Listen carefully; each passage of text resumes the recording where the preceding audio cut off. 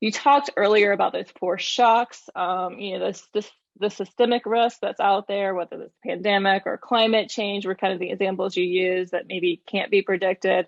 Some of those other shocks that are out there. I think you mentioned the Great Resignation, or Great Reshuffle, right? There are some people that are leaving the workforce, but most of them are moving to other companies. How does enabling continual skill building reduce risk to a business? So I think when we think about risks, there are a bunch of risks that we try to mitigate. And retention is certainly a risk we're always trying to mitigate, right? If we spend a lot of time and effort and money hiring someone, we want them to stay for a certain period of time, but we don't want them to just stay. We want them to stay and be engaged and do really great work. And so skill building does two things. First of all, it helps us because people want to learn and grow. We hear this all the time when we look at reasons why people leave organizations. Career development is almost always at the top of the list for why people leave an organization, is because they don't feel like there are opportunities for them to learn and grow. So by creating really good foundational skill development paths and plans for people, you're helping to mitigate that risk. The second risk that we try to mitigate is the risk of not having the right talent to do the work we're trying to do. If you have an empty seat because you can't hire a person to do that work, then that work may not be getting done, or you may have to hire a really expensive piece of external talent, whether that's a freelancer or a contractor or someone like that, to come in and do that work because you don't have the ability to do it in-house. So the gap between your strategy and the execution of that strategy a lot of times rests on and is grounded on this idea of having the right skills. The other piece is continuous learning helps you be a more resilient organization when change happens. So when you have some kind of systemic risk event and you need people to change their behavior, if they are used to a very rigid environment where they know exactly what they're supposed to do every day and nothing ever changes and they don't have to learn anything new, it becomes really hard to shift gears and say, no, wait, everything's different. Now we have to change. Now we have to evolve. If we're in that habit, if we're flexing that muscle all day, every day of growth and development and learning, it becomes easier then to shift and turn the boat as different things come to play that change your strategy or that change your goals or that change your outcomes. So I think there are a lot of ways that skills development, that career development, that learning help you as an organization progress. I also still think that there are risks you can't mitigate. So there are some things that are going to happen that you can't control. And so you do your best to understand what those are. But at the end of the day, part of the idea of having a workforce that is continuously in the state of development is what helps you deal with unexpected risks.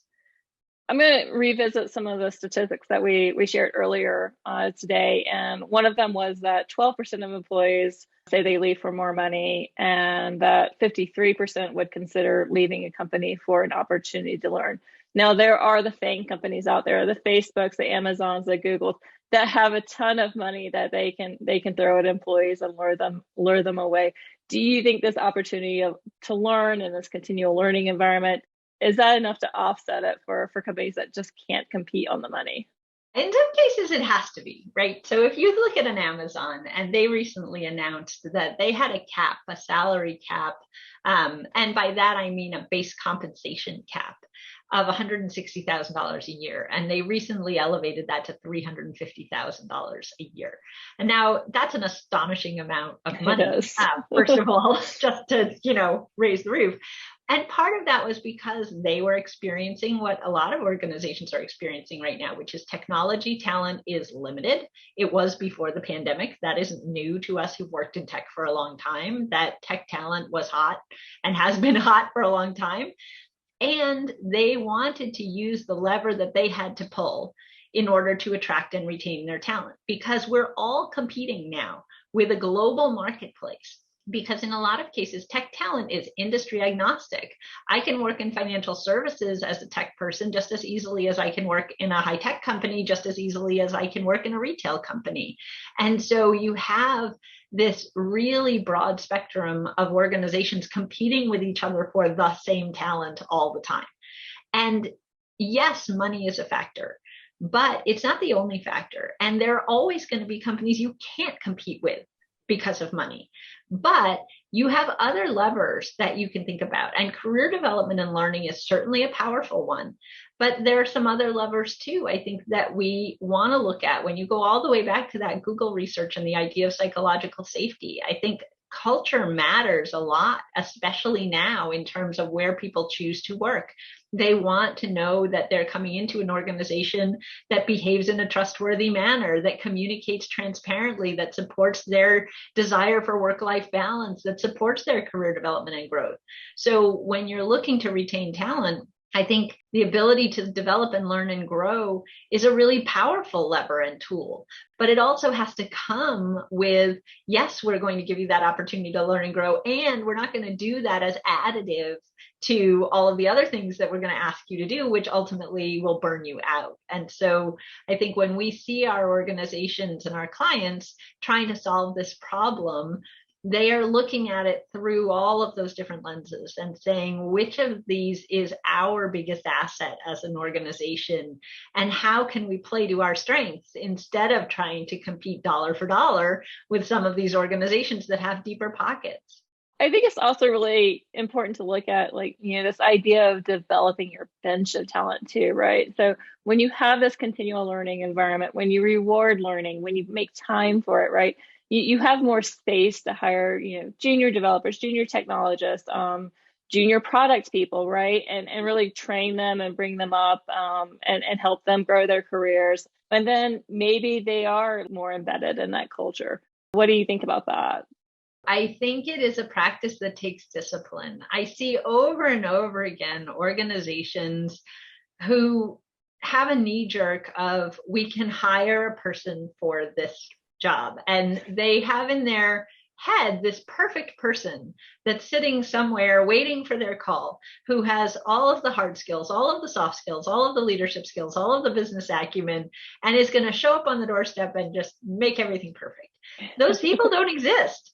So when you have people in the organization who know the culture, who know the processes, who have a really strong network within the organization, but they don't have the skills they need to do the work, I think we see them as a more concrete risk because we know them.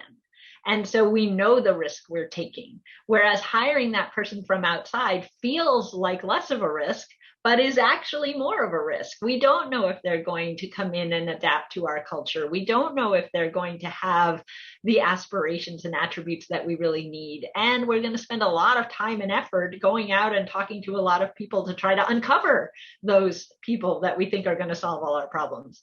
So I do think it feels a little bit viscerally risky to take a more junior person and put them in a more senior role rather than hiring externally. But once you do it a few times, I think you start to get into the habit of it and you recognize what you really need to do to support those folks.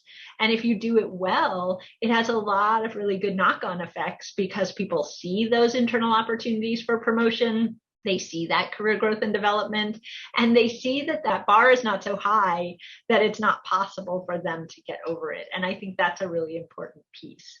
I still think people are going to try and hire unicorns because, that's sort of how we are.